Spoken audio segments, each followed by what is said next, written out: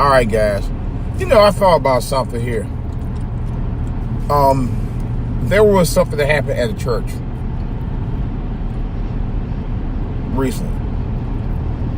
I'm not going to say the church name. I'm not going to say the person who was involved. I'll say this. And this is a contradiction about churches. Or at least the ones I've been to. And the ones I've witnessed. This is DJ Wolf Live. Let's talk about it.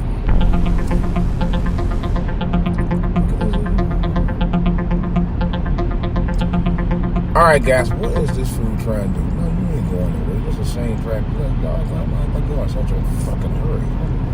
Yeah, there you go. Run me over. These people, I swear, these people can't drive worth a damn. That's another story, though. Anyway, I got a couple things on my mind. This one just popped up in my head just a second ago. There was a dude who was at this church. All right. He did a crime of illicit passion on a minor. All right.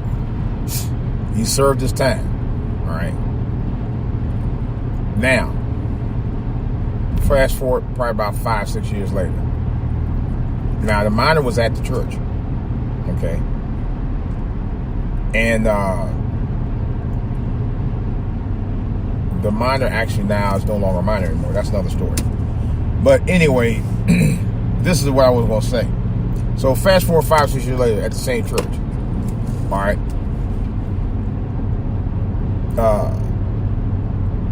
He asked to be reinstated back at the church. The pastor was going to grant his wish to come back. But lo and behold, the next week, a week later, we found out that people had complained about it. They said they didn't want him back after what he did. Now, don't get me wrong. I'll say that what he did was wrong. It was definitely wrong. All right. But by the same token, we're talking about forgiveness. All right. Forgiveness, and I guess I wouldn't know how I feel about it,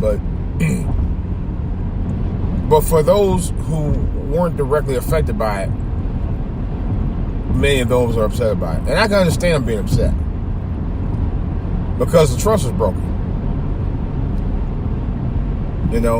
It's kind of a thin line. The church kind of contradicts itself about talking about forgiveness, but we really don't forgive. We don't. Forgiveness is not an easy thing to do. Especially when something like that. This is considered a crime, and that crime happened. And the trust was broken because the guy who did it later on became a pastor. So we talk about forgiveness in the Bible, but we really don't practice what we preach. We don't believe in that. Many of us in modern society don't believe what we read about. We don't practice what we preach when we talk about the church. Anyway, we don't. That's why I always say churches, as much as I like for myself, going there, getting my praise and worship on, all of that, and testimony, there's still a contradiction when it comes to church. And I'm still going to say that. No matter what anybody says, I'm still going to say that. There's major contradictions within the church and in the Bible itself. I remember years ago, people said, don't question God. No, don't do that. One pastor on Sunday, and I was at another church, and he actually said everything in the Bible is true. He actually said that.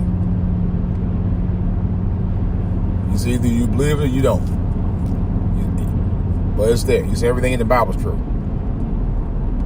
Yeah, he actually said that. Now here's the thing. If you believe everything in the Bible is true, then you practice what you preach based on what the Bible says. I can tell you that answer right up front. No, you don't. Most of us don't. Let's be real. You know, the Bible doesn't have contradictions in it. You know, especially some I read. So I mean, there are some contradictions beyond it. Some of it is, I guess you could kind of consider contradiction because the stuff that happened during biblical times when it was written doesn't apply to what's going on today. You know, but some people try to do it anyway. You know, and that may be one of the reasons in itself. You know, but there are some contradictions in it. I don't care what anybody says. You know, you gotta remember number two, the Bible wasn't even written by black people. The Bible was written by white men, in their beliefs, in their truths. I didn't know until a couple years ago there was something called a slavery Bible. A slave Bible, where slaves it was written specifically for slaves to adhere to Bible prophecies based on what white people said it was. You know, I didn't know anything about that at all. And sometimes when you read the scripture or hear the scripture being read or taught by the pastor, you like when they said you must obey, blah blah blah. You know, like I said, there are some contradictions to it. As a matter of fact, there's contradictions with the church in general. You know, which is why I mean I love going. I love praise and worship. I mean, I get to the fellowship. And I'll be honest with you, I'm into it, but then I'm not into it. You know, because I've been going for the past 6-7 years. And I'm going to tell you, I don't feel any more fellowship with most of the people there than I did when I first started back going 6 years ago. I don't. I really don't. You know, I tried to explain it to somebody. I was like, you don't get it. You know, I just kind of stay to myself. You know, not that I don't want to stay to myself. I guess I just, you know, I go to get the word, and I appreciate things that are being taught and things are being said during Sunday school, Bible study, anything like that. But I guess for me, because of people who I know, family who've been in the church and stuff, and then contradict themselves on everything else, maybe for them it's just words, something they want to hear. You know, I know for me, I believe in God. This earth did not get created by itself. There's no way. It just didn't pop up and say, boom, Earth's here. No, it didn't happen like that. There had to be some form of some creator that made this possible. It has to be. Man has never been able to prove that. They've been trying to prove it was another way around it through atoms, and we just popped up. No, that's impossible.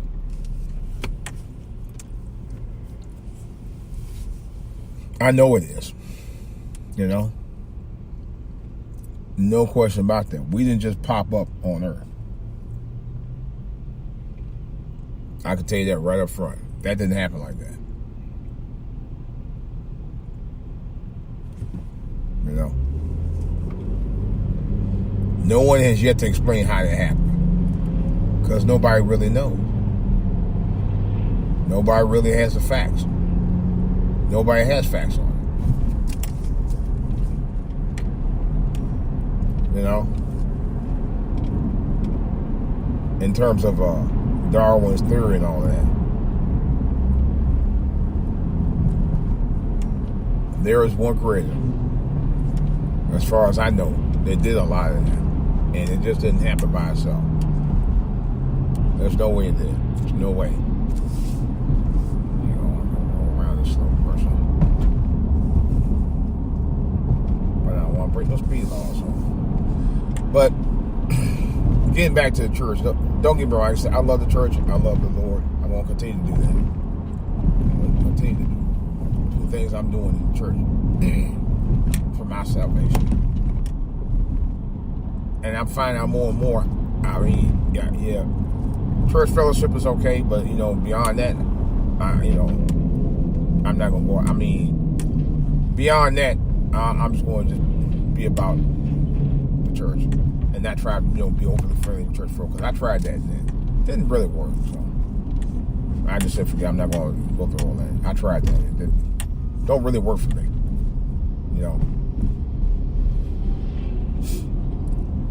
Just I don't know. This like this year, it continues to be a weird year. This is, for me personally, 2019 has got to be one of the weirdest years for me on record. It has. I mean, even with the church and everything else, it's just been a weird year. It's been a weird ass year. I'm not gonna kid about that. It really has.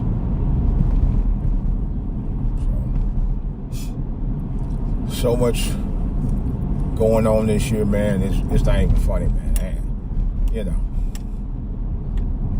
It's really not. I'm just like, it's kind of, I don't know.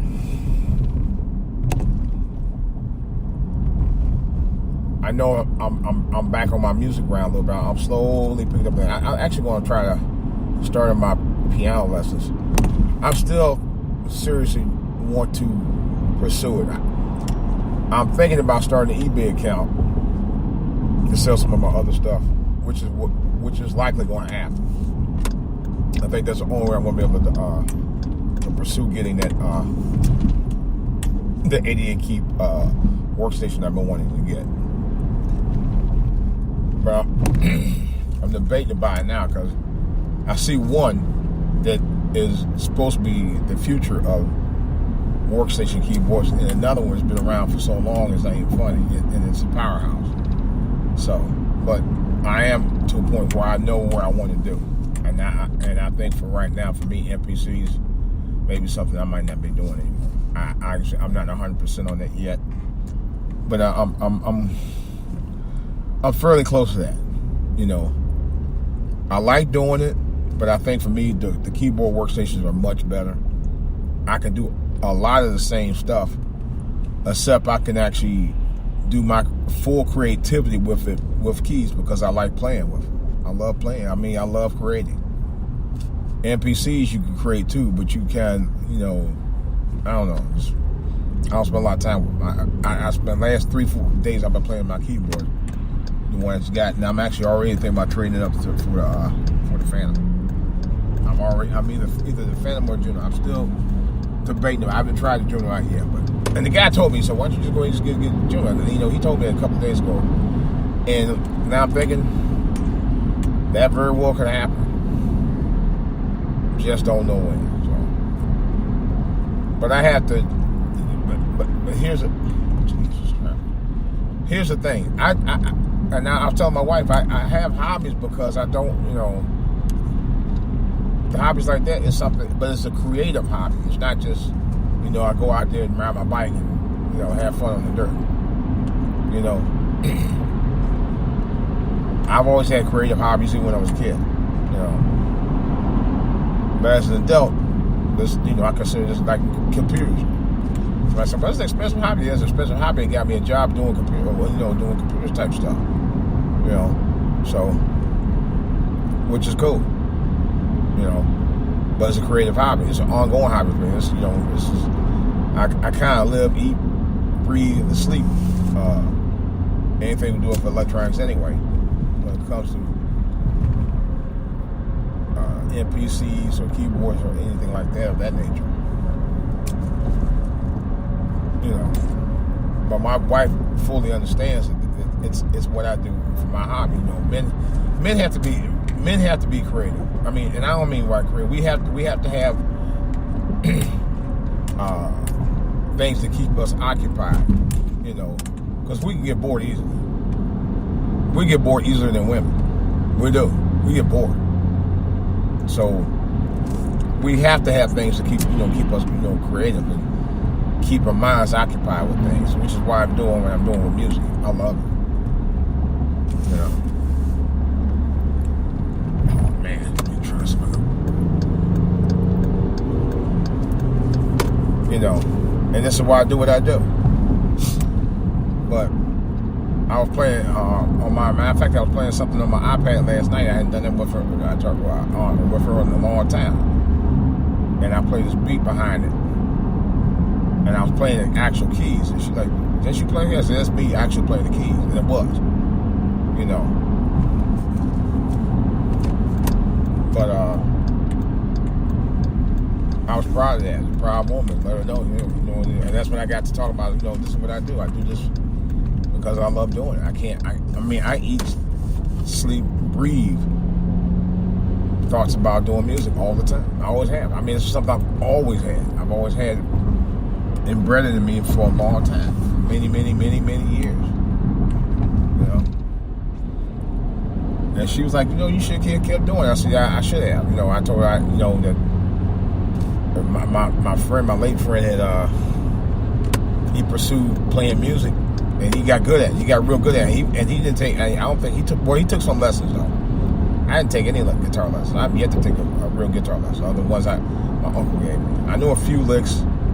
I know a couple ways to get around, but not, you know, not like I should. But I have a lesson book, so I'm trying to immaculate myself to getting back into music and do my time commodity so I can bank about an hour a day. I did it like about 40 minutes last night, so I got sleepy and I went to bed. You know, so that's my commitment. That's my commitment to get back into music this year. I mean, I am totally committed to it. To a point now, I'm about ready to get that I'm about ready to get that either the Phantom 8 or the Juno 8. That's the one thing I haven't decided yet. I know I'm likely going to take the other keyboard back and get that, because I kind of want it. And I'm just telling them I'm going to put it down and take the keyboard back and get 500 and put the 500 towards the new one. And then come back and put the rest of it down and get them on. Because I want it. That's how bad I want it. I want it that bad. You know. Yeah. And I have a couple of options on the table here. So. But one thing I think I'm going to...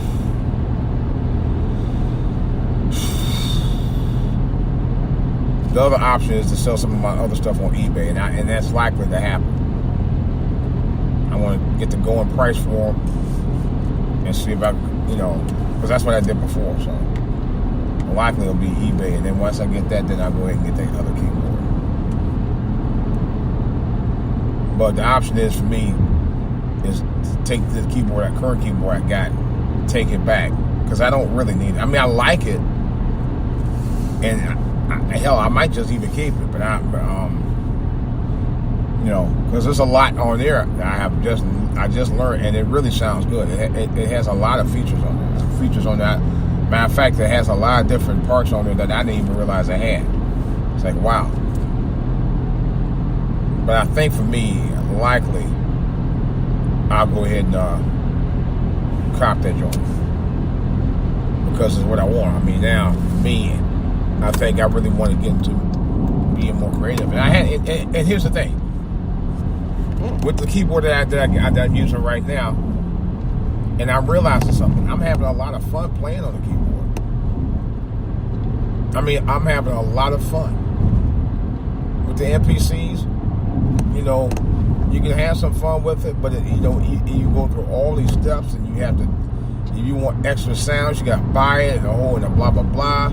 At least with the keyboard I got, I can actually do what I want. I can play the music that I want to play and arrange it the way I want to do it, and copy it and chop it and all of that. I got a drum machine or two that I can use to enhance what I'm doing, and just sync it up to my audio recording and go to work. You know, while going through all that. The one thing that I kind of regret getting, and I kind of wish I hadn't got it. I still got it. I think I'm gonna do some training on it. Is the FL Studio. That thing is, wow. You got almost be an engineer to figure that thing out. Like I said, I want some simplicity when I do my music, and that's that's, to me, that's the deciding factor about me going and playing, get a keyboard, get this keyboard. I'm going to get it. I wasn't going to do it at first, but I said, you know what? I got to have it. Because I'm going to make it my centerpiece of my production. Yeah. I think I might have one MPC, 2 keyboards, okay, maybe 3. And that's it. And the drum machine. 2 drum machines, that's it. Nothing else. Because I was going to go sit. I was going to get rid of one. That's I'm not going to keep it. And that's it. That's my production. Or my guitars. That's it. So, with that, man, that's all I got. I'm gonna have to go out here and go ahead and make some bacon so I can pay some bills. It's DJ Wolf. I'm out.